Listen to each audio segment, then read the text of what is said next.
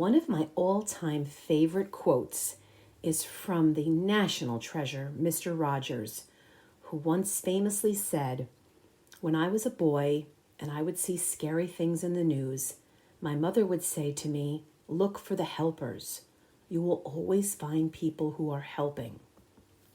As you know, I'm always on the lookout for inspiring stories, and this week I found one.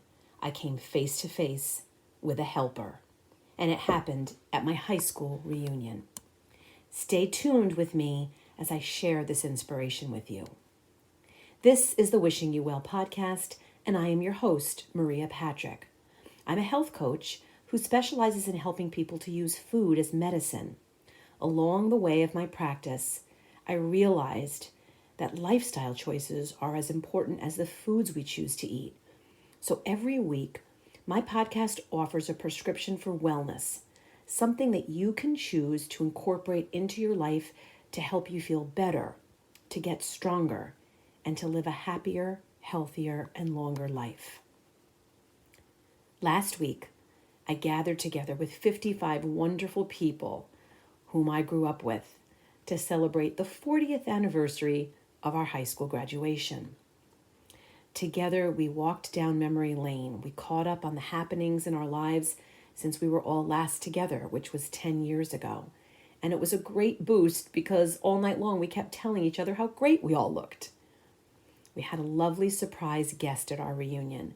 The younger sister of one of our classmates ended up coming in place of our classmate, her sister, who couldn't make it.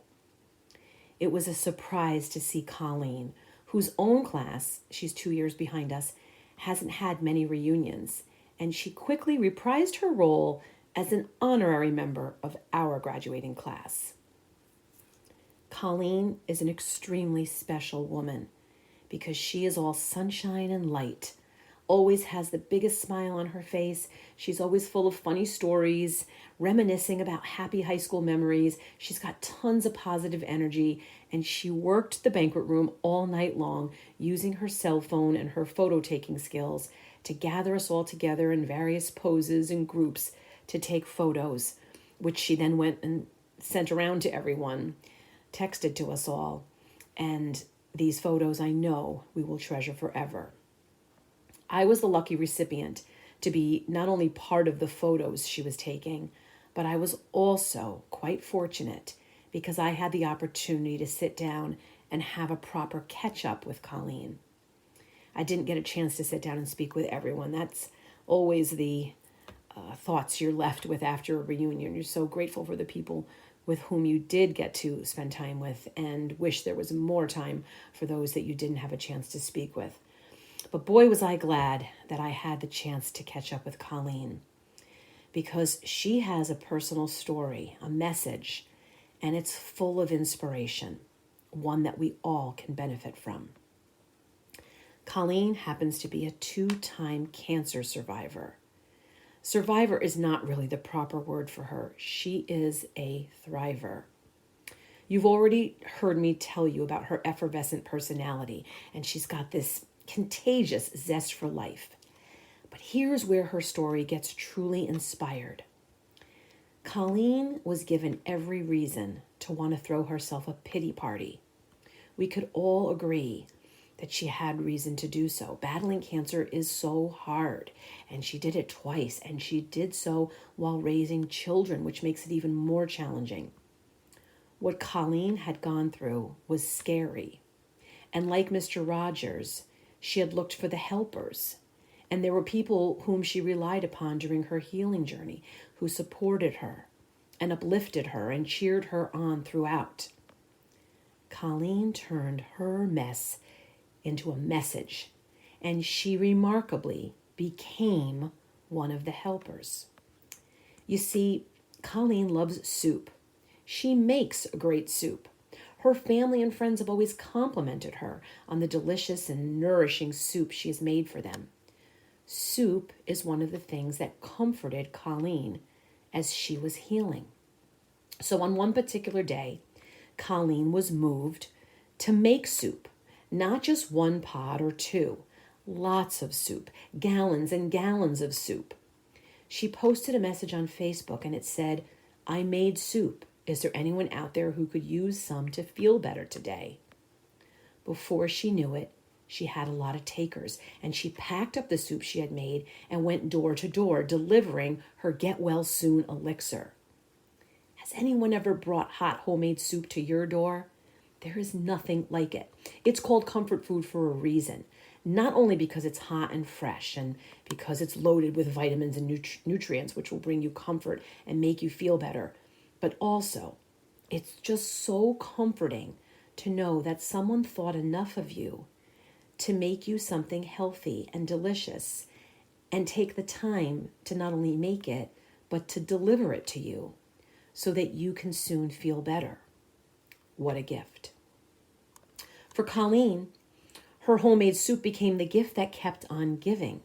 You see, Colleen's soup started a movement. The recipients enjoyed her soup so much, they asked if there would be more. The requests for seconds and thirds were soon followed by something quite wonderful and miraculous. I couldn't believe all of this when she was telling me the story. People offered to purchase ingredients so she could make more soup. She started receiving gift cards in the mail to help her stock up on stock and veggies and the other ingredients. Offers came in from people who were willing to help chop vegetables and to help package the soup and help deliver the soup. Colleen ended up developing more and more soup recipes and started making more and more soup. She took out a pen and she drew a simple picture, a line drawing actually, she showed it to me, of a bowl of soup, and it became the logo for the Facebook page she created for her community soup movement. The people in Colleen's town didn't need to look very far for one of the helpers, because there was one right there in their midst. Someone who, after overcoming cancer twice and being on the receiving end of loving kindness, chose to pay it forward in a very big way, a huge way. Just like at my class's recent reunion, Colleen's energy was contagious and loving and positive and full of hope. She got up off her couch, she got into her kitchen, and she did something. She did something to help others. And what she ended up doing was causing a chain reaction and an inspiration. You've heard it said before, and it bears repeating here. Giving is good for your health. As you help others, your brain secretes the feel-good chemicals such as serotonin, dopamine, and oxytocin. Serotonin regulates your mood. Dopamine gives you a sense of pleasure, and oxytocin creates a sense of connection with others. Colleen did all of that. When you do things for others, it not only helps them, but it makes you feel more engaged and hopeful. Colleen told me how empowering the soup movement became for her as well as her community. It makes you feel more engaged and hopeful. It's helping others is associated with greater health, well-being, and longevity. Research has shown that helping others can improve not only your self-confidence and your self-esteem, but also your self-awareness, while at the same time it can reduce symptoms of depression. There's no pity party for yourself when you are serving others. There was a study done during the pandemic that showed that people who gave blood for donation purposes found that it wasn't painful to give blood, but it was painful when you have it drawn for medical purposes. It doesn't feel as good. Right now, we are witnessing many people who are helping in the southeast of our country, the victims of Hurricane Helene and Milton. There's been so much devastation and trauma. It's important to do as Mr. Rogers said to do and to look for the helpers. Those people, the ones who are coming in and rescuing and serving those in need, are truly angels on earth. What would it be like? What would it feel like? What would you feel like if you became one of those helpers? Perhaps you could make and deliver soup, like my sweet friend Colleen. Or your help could come in the form of donated clothing and supplies to those who've lost their homes. Or maybe you know someone who could use some help raking leaves, or with their grocery shopping, or with their laundry. Whatever you decide to do and how you choose to do it, I am sure that your help will bring someone else hope and healing, while at the same time you'll be doing something wonderful and empowering and uplifting for your own health. We are, after all, I say this quite often, we are so much stronger, happier, and healthier when we support each other. Look for the helpers this week.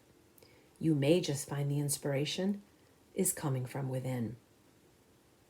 Until next time, my friends, I am wishing you well.